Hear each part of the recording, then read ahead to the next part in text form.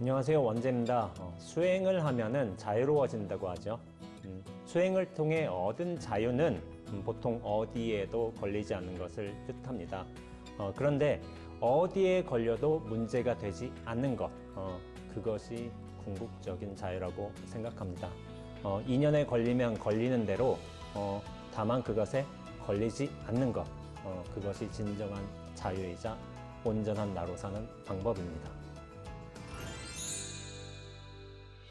제가 5년 전 즈음에 의정부에 있는 망월사회라는 이제 선언에서 정진을 한 적이 있습니다. 근데 동안거, 하안거 이렇게 정진을 하다가 봄, 가을이 돼서는 망월사에서 영산전에서 일주일 용맹 철야 기도가 있습니다.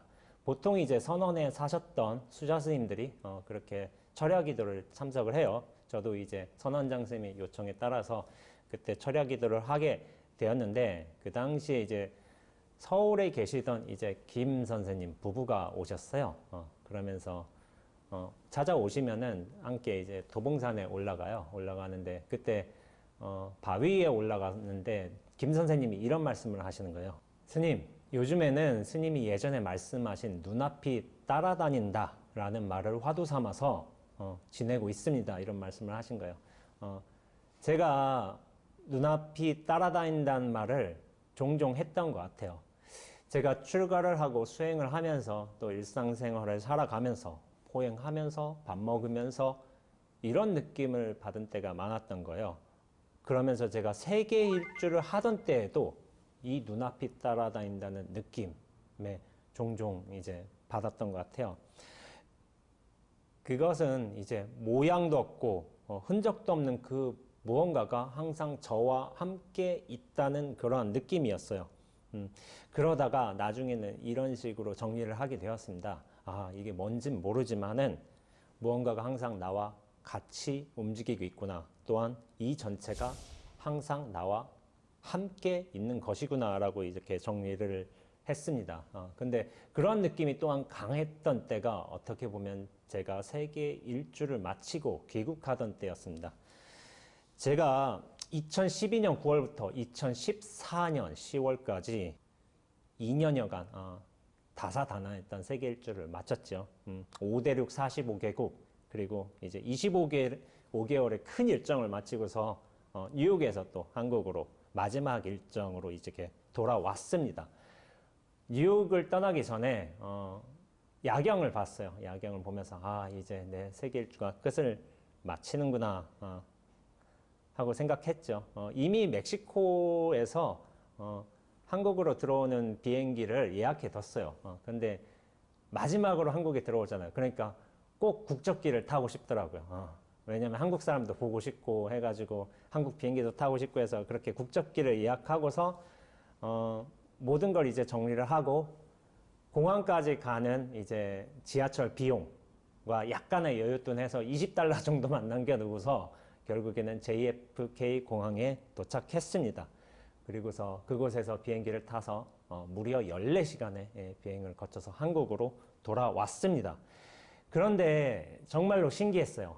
인천공항에 들어오는 그 순간에도 제가 입국장에서 나오는 그 첫 걸음에도 도무지 이해 안 되는 상황이 벌어진 거예요.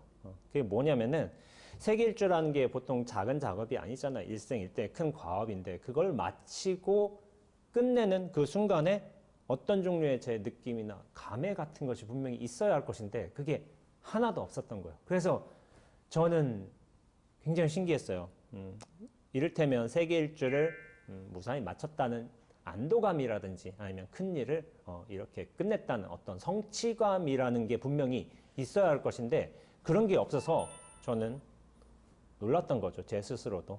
그렇게 저는 한 걸음 한 걸음을 내디며 이렇게 입국장을 나왔습니다. 그런데 돌이켜보면은 그런 한 걸음 한 걸음의 느낌이 그리고 이 전체와 함께 한다는 느낌이 제가 이를테면 네팔의 카트만두 공항을 나설 때라든지 아니면 브라질 리우데자네이루 공항을 나설 때라든지 심지어 포르투갈의 어떤 포르투 거리를 다닐 때라든지 아니면은 남아공 테이블 마운틴 산을 거닐 때라든지 그런 때와의 어떤 느낌과 다를 바가 없는 거예요. 그러면서 저는 의문을 했습니다. 도대체 왜 이럴까? 왜 나는 아무런 심적 동요가 없는 걸까? 내게 문제가 있는 걸까? 그런 생각을 자주 했습니다. 그렇게 공항 리무진을 타고서 제가 서울로 들어왔어요. 근데 이런 심정적 변화가 없다는 사실에 대해서 저 스스로 무척이나 좀 의문스러워하면서 이 의문이 며칠간 계속되었습니다. 물론 많은 것들이 바뀌었습니다. 제가 뉴욕에서 보았던 높은 이제 마천루의 빌딩들이 한국에 돌아오니까 이제 아파트 단지 빌딩들로 바뀌었고 주변에서 들려오던 영어가 이제는 한국어로 바뀌었죠. 또한 JFK 공항을 떠난 오후 2시의 시간이 14시간이 흘러서 한국에서는 오후 7시로 바뀌었습니다. 그러나 그 무언가가 바뀌지 않았어요. 그리고 저는 이 바뀌지 않은 것을 찾기 위해서 몇 달간이나 굉장히 골몰을 했습니다. 귀국하고 이게 뭘까? 이 의심에서 헤어나지를 못했고 이를 찾기 위해 제가 분석하고 분명히 생각하고 통찰해 보았지만 이게 안 보이는 거예요. 그러면서 나는 왜 이거를 찾지 못하지? 보통은 이게 나와야 되는데 찾지 못하는 이유도 알지 못하면서 그런 의심만 커져갔던 것 같아요. 나중에 귀국 후에 울산에 계신 사형스님을 만난 적이 있어요. 사형스님이 저한테 여쭤보시더라고요. 세계 일주한 소감이 어떻냐라고 이렇게 물어보셨는데 당시에 저는 좀 솔직하게 말씀드렸어요. 그 많은 곳을 제가 돌아다니고 여러 경험들을 치러냈음에도 불구하고 실제로 돌아다닌 것 같지도 않고 또한 한 경험도 한 것 같지가 않다라는 식으로 이제 솔직한 속내를 내비쳤습니다.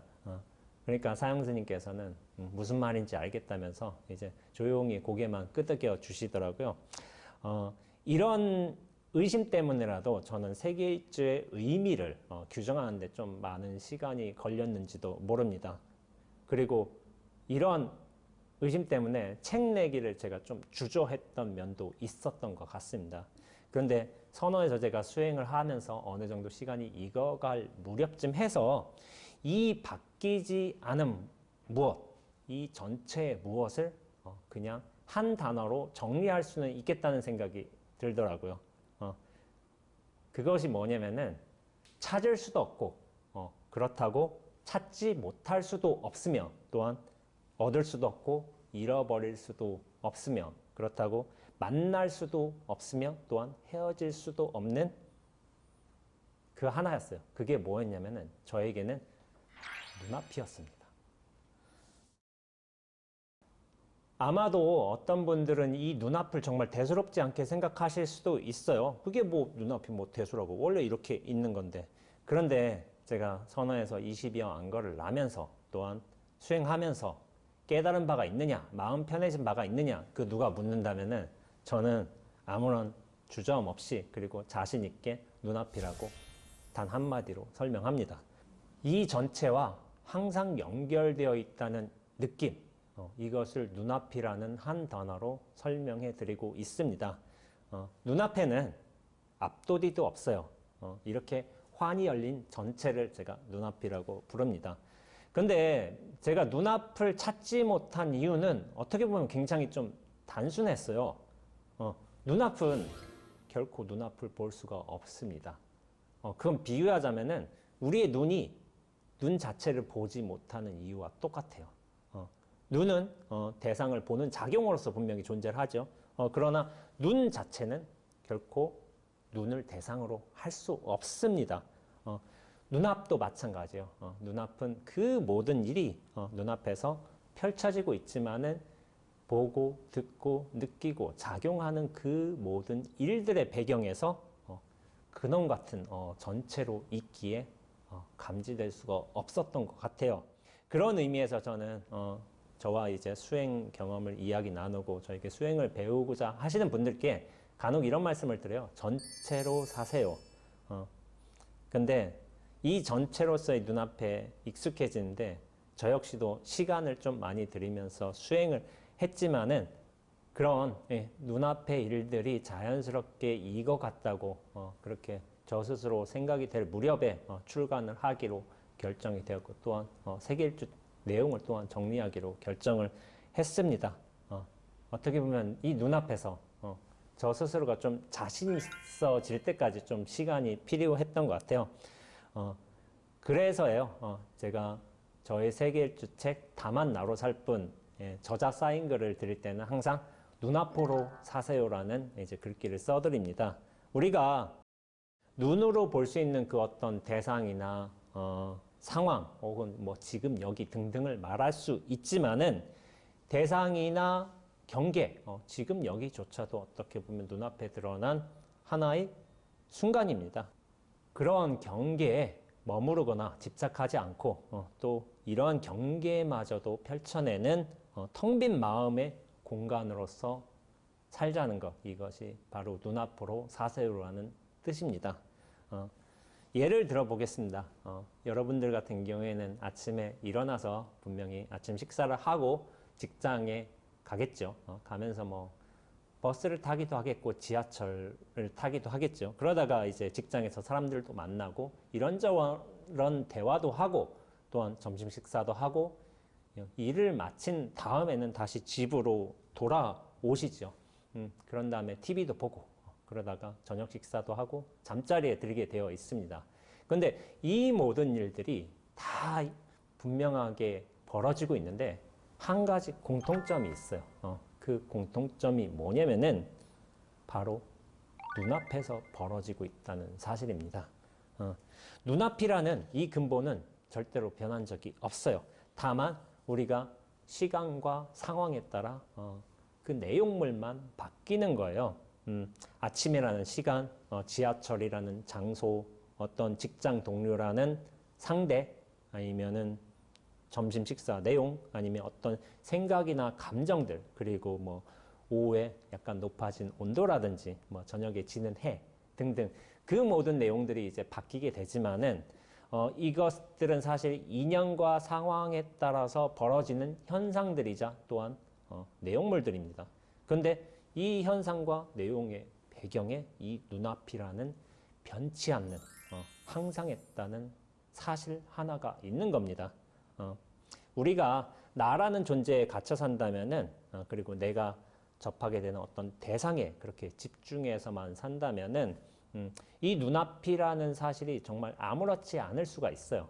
그러나 내 몸과 내 생각이 아니라 그런 이 눈앞으로서 우리가 전체로서의 의식이 확장이 된다면은 우리가 일상적으로 접하는 이 평범하고도 아무렇지 않은 일들이 삶의 순간순간마다 펼쳐지는 경이로움이 될 수 있다고 생각하고 있습니다. 인도의 성자였던 오쇼 라즈니 씨는 이런 말을 한 적이 있어요. 삶은 풀어야 할 문제가 아니라 경험해야 할 신비이다. 저는 이 구절이 되게 좋았어요. 근데 이러한 내용들이 사실 우리 한국의 선사들의 개성에도 나타납니다. 한국의 대표적인 선사이신 송담스님의 오도송에도 이러한 내용들이 나타나는데요. 송담스님의 오도송이 이렇습니다. 황매산뜰에는 봄눈이 내렸는데 차운 기러기는 저 장천을 울며 북을 향해 날아가는구나. 무슨 일로 10년간 헛되이 힘을 낭비하였는고 달 아래 섬진 대강이 흐르는구나. 이 마지막 구절, 달 아래 섬진 대강이 흐르는구나. 이거 굉장히 중요한 구절입니다. 보통 개송에서는. 그런데 누가 생각하기로 달 아래 섬진 대강이 원래 저렇게 있는 거지 라고 생각할 수가 있잖아요.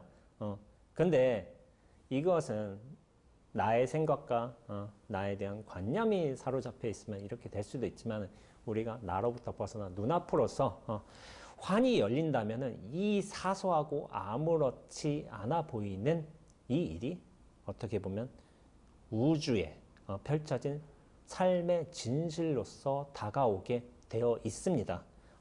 선사만 깨닫는 게 아니에요. 일반인들도 누구나 깨달을 수 있습니다. 제주에서 책방을 운영하는 제 친구 하나가 있어요. 저는 이 영성도반이라고 부르기도 하는데 이 친구는 손님들에게 이제 짜이를 끓여내는 거예요. 그러면서 본인을 짜이왈라라고 불러요. 짜이를 끓여내는 사람이라고 하는데 언젠가 이제 짜이 주문을 많이 받고 그 컵들이며 설거지거리를 싱크대에 많이 쌓아놨는데 그 모습을 보고 이 친구가 이런 말을 하는 거예요. 쌓인 설거지가 예뻐요. 이런 말을 했어요. 상식적으로 설거지는 우리한테 처리해야 하는 일, 어떤 과제이고 또 씻지 않아서 지저분한 것, 보통 이렇게 생각을 하거든요. 그런데 이렇게 무수히 쌓인 설거지 거리를 보고서 이 친구는 그 쌓인 설거지가 예쁘다고 한 거예요. 그러니까 저는 이 친구가 한 말의 뜻을 알고서 싱긋이 웃었어요.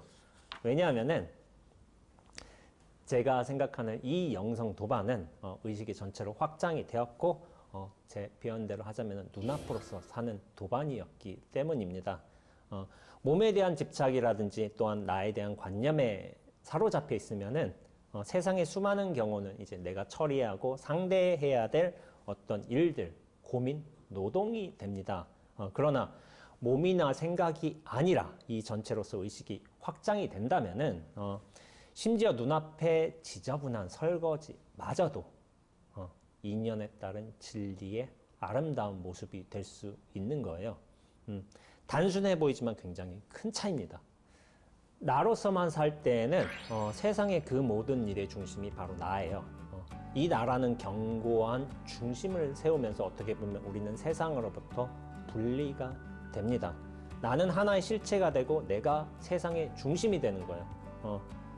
그래서 나를 중심으로 해서 세상의 그 모든 대상과 상황들을 선과 악, 시와 비, 유와 무, 애와 증, 자와 타 이런 것들로 나누어 버립니다. 그러면서 내가 좋아하는 것들은 내가 취하고 또한 내가 싫어하는 것들은 이렇게 버리려고 해요. 이러한 취사심, 중생이 고통으로부터 해방되지 못하는 이유가 바로 이 취사심 때문입니다. 나라는 관념과 몸에 대한 집착에 사로잡힌 사람에게는 싱크대에 쌓인 설거지거리가 절대로 아름다운 모습으로 보일 수가 없어요. 그러나 전체로 안목이 확장된 사람에게는 그리고 눈앞으로 사는 사람에게는 이 설거지거리마저도 삶의 순간순간에 나타나는 진실한 모습이 되는 겁니다. 그렇다고 우리가 일을 안 하는가요? 다만 인연에 맞춰서 일을 하면 되는 거죠. 설거지거리가 있기에 고무장갑 끼고 수도꼭지 열고 이렇게 물이 찰찰찰 나오죠. 그러면서도 이제 따뜻한 물 감촉도 느껴지고 그러면서 설거지를 하고 나면은 컵들은 이제 맑게 빛나고 있습니다. 이렇게 인연에 따라서 우리가 일을 행할 적에 그 삶의 모든 순간순간들이 진실의 빛이 발하는 아름다운 순간이 되는 것입니다. 나에 대한 관념과 좀 집착을 떨궈낼 수 있다면 눈앞은 살아나게 되어 있습니다. 그리고 진정으로 눈앞이 살아난다면 눈앞에서 벌어지는 그 모든 대상과 경계들마저도 살아나게 되어 있습니다. 불교에서는 자타일시 성불도라고 하죠. 나와 남 모두가 불도, 깨달음을 이룬다 라는 말이 있어요. 근데 진정한 깨달음이라고 한다면은 나만 깨닫는 것이 아니라 자타, 곧 전체가 모두 깨어나야 되는 거예요. 나만 깨달았다. 그거는 가짜 깨달음입니다. 이 전체가 모두 깨달아야지 그게 진정한 깨달음인 거예요. 조금 의아스러울 수도 있지만 저 설거지거리마저도 깨달아야지 진정한 의미의 깨달음이 것입니다. 이게 어떻게 보면 본래 성불의 의미이기도 합니다. 그렇습니다. 진정한 깨달음이란 내가 깨어나는 것이 아니라 이 전체가 깨어나는 일이에요. 그리고 진정한 자유는 내가 자유로워지는 것만이 아니라 이 전체가 자유로워지는 일입니다. 눈앞으로서 진정한 깨달음과 자유를 이룬다면 그때는 또 나의 의미 또한 변화하게 되어 있습니다. 나에게 묶여 있다면 세상에 나처럼 견고한 감옥은 없는 것이지만은 나로부터 해방이 된다면은 세상에 이 나만큼 귀중한 선물도 없는 것입니다. 우리가 수행을 통해서 제대로 의심할 수만 있다면은 열린 만큼 경험하게 되어 있고 또한 깨어난 만큼 만나게 되어 있습니다. 무엇이든 당연하게 받아들이는 것보다는 사유하고 의심하면서 깨달음에 한 발 더 나아가시기를 바라고 있습니다. 그럼 우리 적당히 건강하고 적당히 행복합시다. 원지였습니다.